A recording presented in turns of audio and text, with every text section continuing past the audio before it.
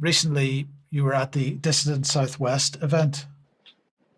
Yes, indeed. It was a brilliant weekend, and reporting back on this meeting, Distant Southwest, we held it in Exeter this weekend. It was 3 days focused on alternative health and regional sovereignty. Attending were former Conservative MP Andrew Bridgen and David Curtin from the Heritage Party.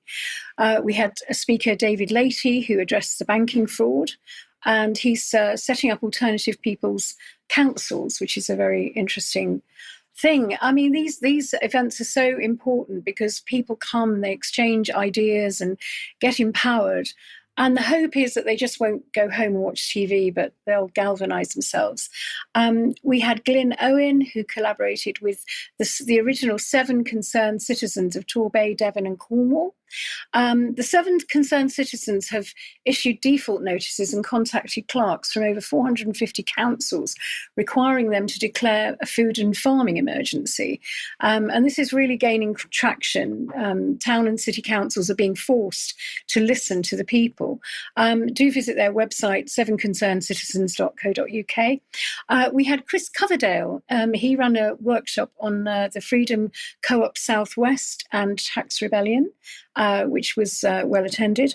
I delivered a presentation reviewing the 3 key government papers on devolution.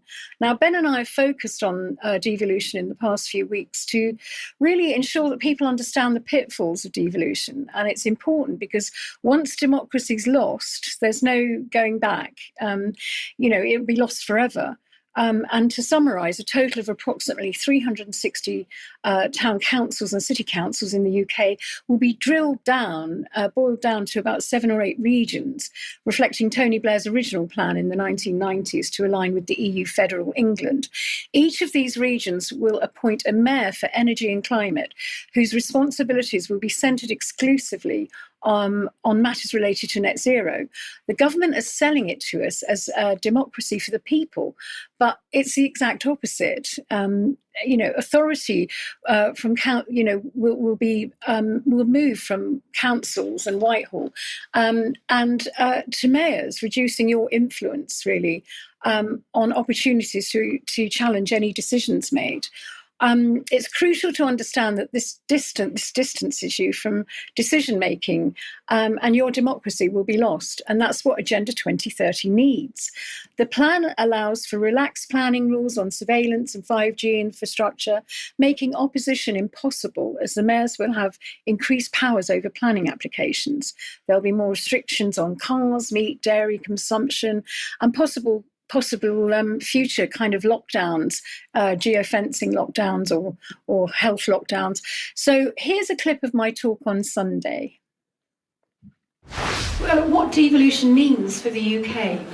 It means net zero restrictions, such as more ULEZ, more LTNs, 15-minute cities, 20-mile-an-hour zones, increased surveillance, bans on gas and wood-burning stoves, higher carbon taxation, forced retrofitting of our homes, and they're going to use the climate change and the power. They're called the Global Covenant of Mayors for Energy and Climate.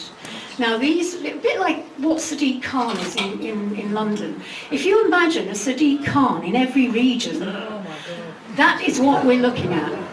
So this is why all these restrictions and things will, if they get their way, will be happening, because they're selling it as a benefit to us. Oh, let's get rid of the power of Parliament. Let's transfer it all over to these local mayors, and they're going to be so much better.